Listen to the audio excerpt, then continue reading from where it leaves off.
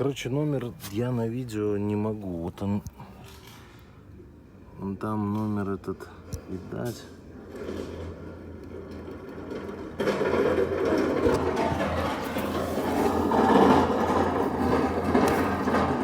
Ну, там видно, на видео невозможно, но перед отгрузкой, когда снимем этот коллектор, то, в принципе, все сфоткаем.